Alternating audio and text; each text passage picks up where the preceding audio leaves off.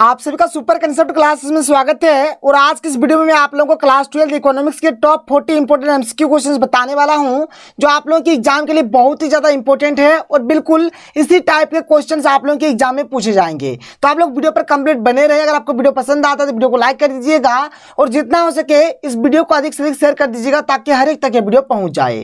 तो देखिए हमारे पास जो सबसे पहला जो क्वेश्चन है क्या है, क्वेश्चन नंबर 1 कि दो वस्तुओं एक्स तथा वाई के लिए उत्पादन संभावनाएं इस प्रकार दी हुई है। आप लोग देख सकते हैं यहाँ पर वस्तु x है और यहाँ पर वस्तु y है और यहाँ पर देखिए किस प्रकार से बढ़ रहा है। यहाँ पर 0 के बाद 1 हो गया, फिर 2 हो गया, फिर 3 हो गया, मतलब एक एक करके बढ़ रहा है।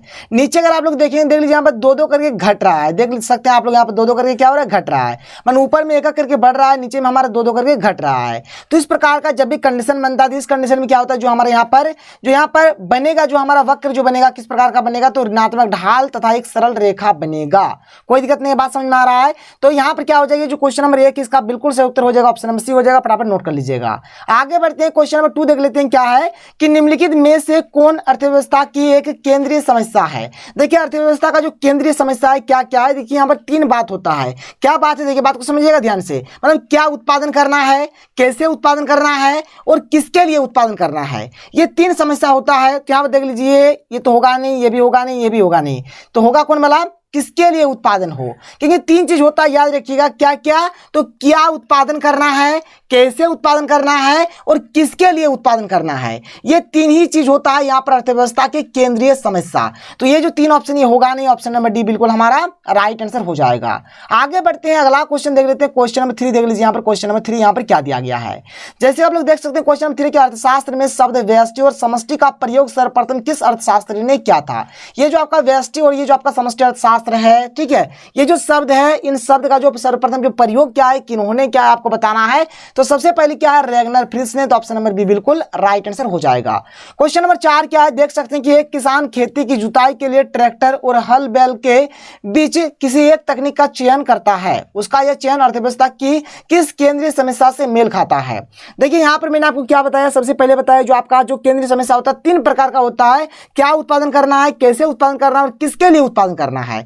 तो यहाँ पर देखिए, यहाँ पर जो किसान का ये जो समस्या है, यहाँ पर किस प्रकार का समस्या आपको बताना है। तो यहाँ पर किसान के सामने जो समस्या है, कैसे उत्पादन करें, ठीक है, ऑप्शन नंबर बी बिल्कुल राइट आंसर हो जाएगा। 4 का सही उत्तर क्या हो जाएगा, ऑप्शन नंबर बी होगा। फटाफट नोट डाउन कर लीजिएगा। आगे बढ़ते हैं, क्वेश्चन नंबर 5 देख लेते हैं। क्वेश्चन नंबर 5 हमें यहाँ पर क्या दिया गया है, तो देख सकते हैं क्वेश्चन नंबर 5 हमें यहाँ पर दिया गया है कि किस अर्थशास्त्री के अनुसार उपयोगिता को मुद्रा में मापा जा सकता है। ठीक है, ये किस अर्थशास्त्री का कथन था, आपको बताना। इसका सही उत्तर हो जाएगा, ऑप्शन नंबर बी हो जाएगा, अल्फ्रेड मार्शल इसका सही उत्तर हो जाएगा। क्वेश्चन नंबर 6 क्या देख लीजिए कि एक व्यक्ति 4 गोलगप्पे का उपभोग करता है। उसे प्रत्येक व्यक्तिगत इकाई से क्रमशः देखिए पहला क्या है 15 यूटिल्स है, फिर 12 यूटिल्स है, फिर 10 यूटिल्स है और ये 8 यूटिल्स है। तो आप क्या करिए, सबको जोड़ दीजिए, आपका आंसर आ जाएगा 15 को, 12 को, 10 को और 8 को। तो जोड़ दीजिए, कितना 8 2 10, 10 और 5 15 का 5 हाथ में रहा 1, तो 1 और 1 2 और 1 3 और 1 4, तो 45 आ गया। तो 45 से कहीं पर भी बिल्कुल है, ऑप्शन नंबर सी बिल्कुल राइट आंसर हो जाएगा। 45 यूटिल्स इसका सही आंसर हो जाएगा। आगे चलिए अगले क्वेश्चन की ओर बढ़ते हैं। क्वेश्चन नंबर 7 यहां पर डिस्कस कर लेते हैं कि क्वेश्चन नंबर 7 हमें यहां पर क्या दिया गया है। देखिए हमारे पास 2 वस्तु, एक का नाम है रसगुल्ला, एक का नाम है गुलाब जामुन। पानी आ गया ना मुंह में, खैर कोई दिक्कत नहीं। चलिए यहाँ पर 2 वस्तु है, रसगुल्ला है, गुलाब जामुन है। देख लीजिए रसगुल्ला हमारा एक्स एक्सिस में है और गुलाब जामुन हमारा वाई एक्सिस में है। और इस प्रकार से यहाँ पर एक ग्राफ बना हुआ है। तो यहाँ पर बोला जाए, यहाँ पर जो 4 ऑप्शन दिया गया है और देखिए यहाँ पर जैसे कि PR है और PG है, ठीक है, यानी कि एक रसगुल्ला और एक गुलाब जामुन के लिए यहाँ पर है। तो यहाँ पर जो बजट रहेगा, जो ढाल होगा क्या होगा, देखिए इस प्रकार से जब भी रहेगा तो यहाँ पर हो जाएगा PR/PG इसका सही उत्तर हो जाएगा। क्या हो जाएगा, PR/PG इसका राइट आंसर हो जाएगा। तो यहाँ पर 7 का जो सही उत्तर हो जाएगा क्या हो जाएगा, ऑप्शन नंबर ए बिल्कुल राइट आंसर हो जाएगा। आगे बढ़िए, आगे देख लीजिए क्या है। तो देखिए क्वेश्चन नंबर 8 क्या है कि निम्नलिखित में से कौन किसी वस्तु की मांग को प्रभावित करने वाला कारक नहीं है। मतलब यहाँ पर मांग को प्रभावित कौन नहीं करेगा। देखिए यहाँ पर जो हमारा सारा का सारा जो ऑप्शन है, जैसे कि वस्तु की कीमत, संबंधित वस्तु की कीमत, उपभोक्ता की कीमत, ये सब के सब उपभोक्ता से रिलेटेड है। लेकिन ये जो साधनों की कीमतें हैं ना, ये हमारा साधन से रिलेटेड है, इसलिए इसका सही उत्तर हो जाएगा 8 का क्या हो जाएगा, ऑप्शन नंबर डी बिल्कुल राइट आंसर हो जाएगा। नोट कर लीजिएगा। क्वेश्चन नंबर 9 यहाँ पर क्या दिया गया, देख सकते हैं यहाँ पर कि यदि वस्तु एक्स की कीमत कम होने से वस्तु वाई की मांग कम हो जाती है, तो इन 2 वस्तुओं को क्या कहा जाता है, इसको बोला जाता है, क्या बोला जाता है, तो इसको बोला जाता है प्रतियोगी वस्तुएं। ठीक है, यानी कि 9 का सही उत्तर हो जाएगा, ऑप्शन नंबर ए बिल्कुल राइट आंसर हो जाएगा। आगे बढ़ते हैं, क्वेश्चन नंबर 10 देख लीजिए। बहुत ही सिंपल प्रश्न और इस प्रकार का तो एक क्वेश्चन एकदम कंफर्म है कि आएगा ही आएगा। तो देखिए क्वेश्चन नंबर 10 यहाँ पर क्या, और यहाँ पर हमें मांग की कीमत लोच का मान यहाँ पर ज्ञात करना है। और इस तरह का एक क्वेश्चन तो एकदम कंफर्म ही आएगा ही आएगा। तो मांग का जो लोच है आप लोग किस प्रकार से निकालेंगे, देखिए बात बहुत सिंपल होता है। यहाँ पर देखिए हमें दिया है कीमत में 5% की कमी, और यहाँ पर दिया मात्रा में 8% की वृद्धि। यानी यहाँ पर कीमत में परिवर्तन हो रहा है, और कीमत में परिवर्तन कितना हो रहा है, 5% हो रहा है। और यहाँ पर मात्रा में जो परिवर्तन हो रहा है 8% हो रहा है, इनकी मात्रा में 8% की वृद्धि हो रही है। तो जब भी आप लोग मांग का जो लोच होगा अगर आप लोग उसको निकालेंगे तो कैसे निकालेंगे, तो मात्रा में जो परिवर्तन होगा उसको ऊपर में लिखेंगे। तो मात्रा में कितना परिवर्तन हो रहा है 8%, तो 8% को ऊपर में लिख देंगे। और जो कीमत में जो परिवर्तन होगा उसको नीचे लिखेंगे। तो कीमत में कितना प्रतिशत का यहाँ पर परिवर्तन हो रहा है, 5%, तो 5% हम लोग नीचे लिख देंगे। तो प्रतिशत कट जाएगा, इसको भाग दे दीजिए, आपका आंसर आ जाएगा 5/8 करिएगा तो 5 के 5 खाएगा, बचेगा 3 पॉइंट दे देंगे, 0 बैठेगा, 5 6 के 30 हो जाएगा, कहानी खत्म। आ गया 1.6 हो जाएगा इसका बिल्कुल सही उत्तर। और इस प्रकार का एक क्वेश्चन कंफर्म है 100% आएगा ही आएगा। तो 1.6 आया तो 10 का सही उत्तर क्या हो जाएगा, ऑप्शन नंबर ए बिल्कुल राइट आंसर हो जाएगा। आगे बढ़िए, अगला क्वेश्चन देख लीजिए। क्वेश्चन नंबर 11 हमें यहाँ पर क्या दिया गया है। तो देखिए क्वेश्चन नंबर 11 क्या कि निम्न में से किस वस्तु की मांग लोचदार होगी। हमारे पास जो सबसे पहला ऑप्शन क्या है कि जीवन रक्षक दवाएं। अब देखिए ऐसा दवाई जिसके चलते हमारा जीवन बचता है। अब देखिए दवाई का दाम जितना बढ़ जाए लेकिन आपको दवाई का यूज करना ही पड़ेगा।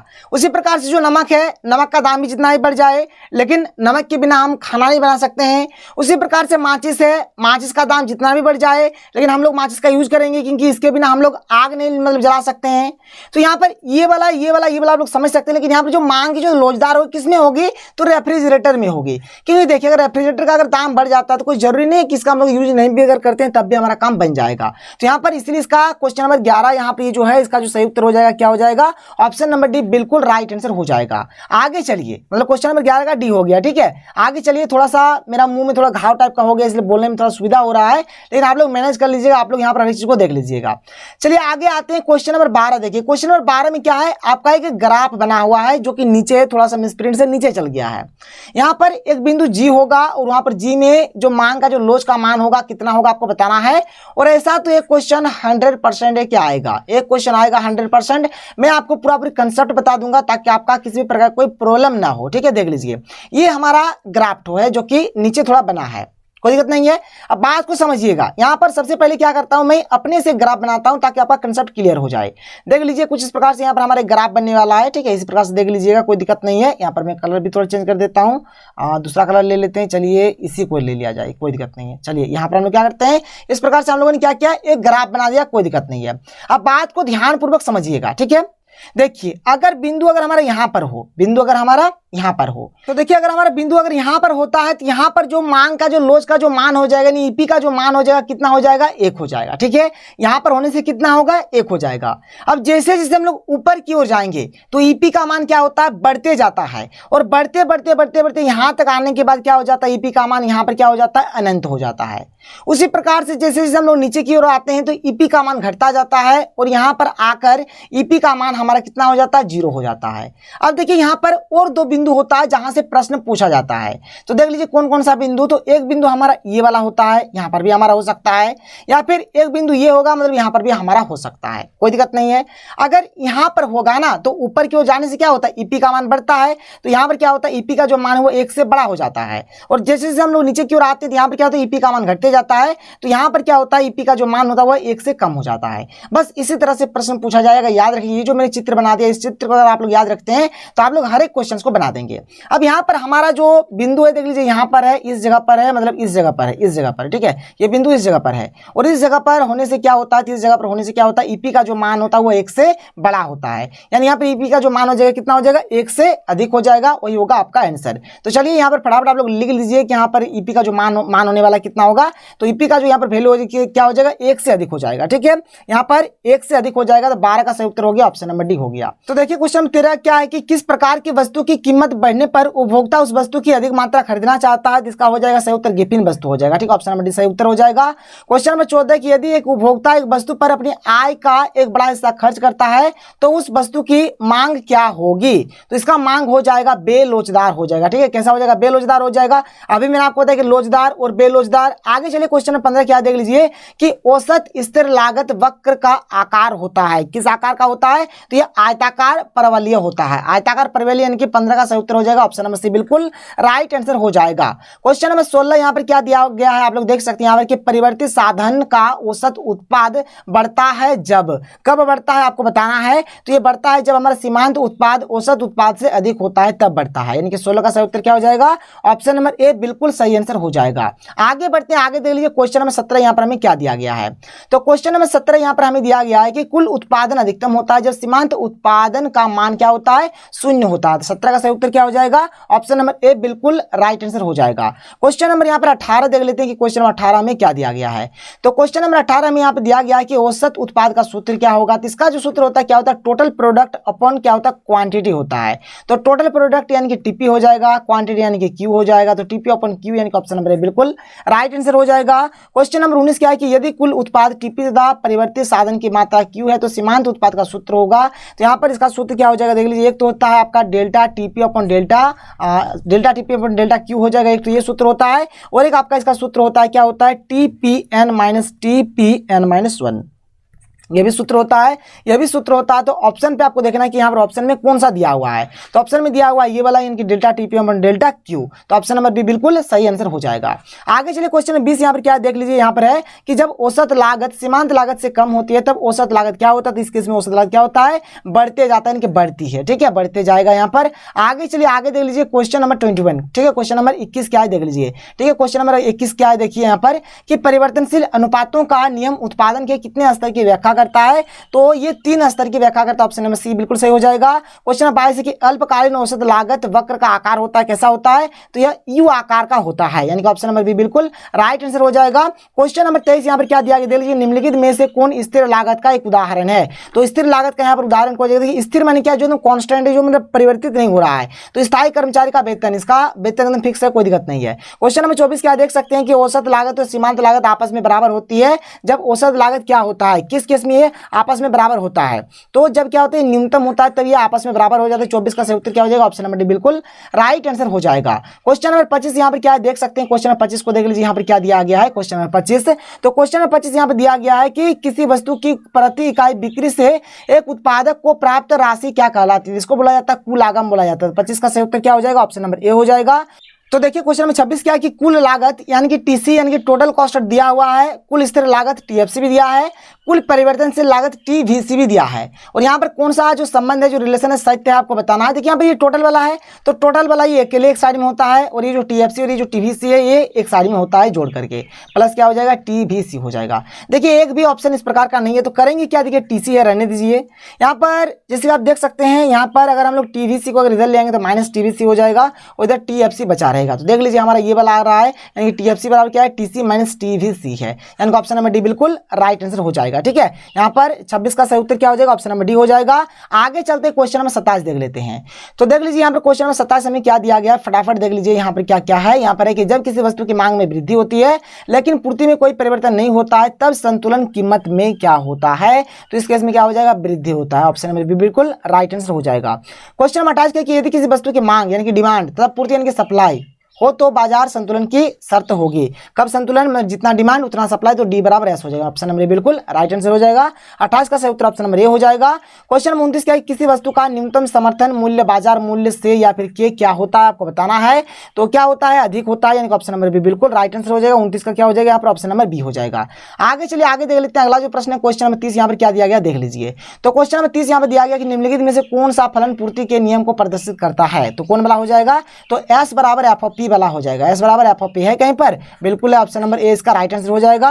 क्वेश्चन नंबर 31 क्या दे लीजिए कि मुक्त प्रवेश और निकास की स्थिति में एक पूर्ण प्रतियोगी बाजार में संतुलन कीमत यहाँ पर खालिस्तान के बराबर होती है। तो किसके बराबर होती है, तो इसका सही उत्तर हो जाएगा न्यूनतम औसत लागत। ठीक है, न्यूनतम औसत लागत यानी कि ऑप्शन नंबर बी बिल्कुल सही उत्तर हो जाएगा, न्यूनतम औसत लागत इसका सही आंसर हो जाएगा, बी हो जाएगा। आगे चलिए क्वेश्चन 32 क्या कि एक उत्पादक का उद्देश्य क्या होता है। जो उत्पादक होता है उसका उद्देश्य क्या होता है आपको बताना है। तो उत्पादक का जो उद्देश्य होता है क्या होता है कि लाभ अधिकतम कमाना, वो बेनिफिट ज़्यादा से ज़्यादा हो, तो उनका यही मतलब मकसद होता है। आगे चलिए आगे बढ़ते हैं, क्वेश्चन नंबर 33 देख लेते हैं। क्वेश्चन नंबर 33 हम यहाँ पर क्या दिया गया देख लीजिए। क्वेश्चन नंबर 33 यहाँ पर है कि अल्पकाल में एक पूर्ण प्रतियोगी फर्म हानि प्राप्त करने के बावजूद उत्पादन जारी रखती है जब वस्तु की कीमत क्या होती है, तो जब वस्तु की कीमत क्या हो जाती है, औसत परिवर्तनशील लागत से अधिक या उसके बराबर हो जाती है। क्वेश्चन नंबर 34 क्या है कि निम्नलिखित में से कौन पूर्ण प्रतियोगी की एक विशेषता नहीं है, कौन सा विशेषता नहीं है आपको बताना है। तो यहाँ पर क्या हो जाएगा, यहाँ पर ऑप्शन नंबर डी हो जाएगा, वस्तु की मांग बेलोचदार, ये इसका विशेषता नहीं होगा। ठीक है, यहाँ पर 34 का ऑप्शन नंबर डी बिल्कुल राइट आंसर हो जाएगा। आगे बढ़ते हैं, आगे देख लीजिए क्वेश्चन नंबर 35 यहाँ पर क्या दिया गया और कुल मिलाकर यहाँ पर 40 प्रश्न है, देख लेते हैं। क्वेश्चन नंबर 35 यहाँ पर दिया गया है कि किस बाजार के बाजार संतुलन में किसी वस्तु का एक और केवल एक उत्पादक होता है, या किस प्रकार का बाजार हो जाएगा, तो एकाधिकार हो जाएगा। ऑप्शन नंबर बिल्कुल सही उत्तर हो जाएगा। क्वेश्चन नंबर 36 क्या कि निम्नलिखित में से कौन सा कथन पूर्ण प्रतियोगी और एकाधिकार में स्पष्ट अंतर को व्यक्त करता है, तो कौन वाला हो जाएगा, यहाँ पर 36 का सही उत्तर हो जाएगा। ऑप्शन नंबर बी हो जाएगा कि एकाधिकार पूर्ण प्रतियोगी फर्म की तुलना में अधिक कीमत तय करता है और कम मात्रा की बिक्री करता है, ये हो जाएगा। क्वेश्चन नंबर 37 क्या कि एकाधिकार के अंतर्गत कीमत पी और सीमांत लागत एमसी के बीच क्या संबंध है, तो इसमें जो संबंध होगा आपको बताना है, तो पी जो है वो एमसी से बड़ा होगा। इनका ऑप्शन नंबर बी बिल्कुल राइट आंसर हो जाएगा, नोट कर लीजिएगा। क्वेश्चन नंबर 38 यहाँ देख लीजिए। क्वेश्चन नंबर 38 आगे यहाँ पर क्या क्या दिया गया देख लीजिए, ज्यादा था नहीं, मात्र 3 प्रश्न है। क्वेश्चन नंबर 38 है कि निम्नलिखित में से किस बाजार संरचना में कीमत और सीमांत लागत में समानता पाई जाती है, तो यहाँ पर किस प्रकार का बाजार हो जाएगा, तो यहाँ पर क्वेश्चन नंबर 38 का सही उत्तर हो जाएगा पूर्ण प्रतियोगी बाजार। ठीक है, पूर्ण प्रतियोगिता बाजार, यानी 38 का क्या हो जाएगा, ऑप्शन नंबर सी बिल्कुल राइट आंसर हो जाएगा। क्वेश्चन नंबर 39 क्या देख लीजिए, विक्रेता को 5 रुपया प्रति इकाई कीमत पर किसी वस्तु की 16 इकाई की बिक्री से प्राप्त कुल आगम क्या होगा, इसको गुना कर दीजिए, आपका आंसर आ जाएगा। 60 और 5 को गुना करेंगे, देखिए 5 गुना 0 0, 5 को 300 आ जाएगा, 300 रुपया हो जाएगा। ऑप्शन नंबर से बिल्कुल राइट आंसर हो जाएगा। क्वेश्चन नंबर 40 जो लास्ट क्या कि उत्पादन कर में वृद्धि से किसी वस्तु की पूर्ति में क्या होती है, तो कमी होती है। ठीक है, में कमी होगी। 40 का सही उत्तर क्या हो जाएगा, ऑप्शन नंबर सी हो जाएगा। तो यहाँ पर मैंने आपको टोटल 40 क्वेश्चन बताया। अगर आपको वीडियो पसंद आए तो वीडियो को लाइक करिए, और अगर आपको कुछ भी ऐसा लगता है कि सर आपने किसी भी क्वेश्चन का आंसर गलत बताया है, तो आप लोग नीचे कमेंट सेक्शन पे कमेंट कर दीजिए, मैं उसको देख लूंगा और फिर मैं आपको आगे और अच्छी तरीके से बता दूंगा। तो चलिए मिलते हैं अगले वीडियो में। थैंक यू, जय हिंद।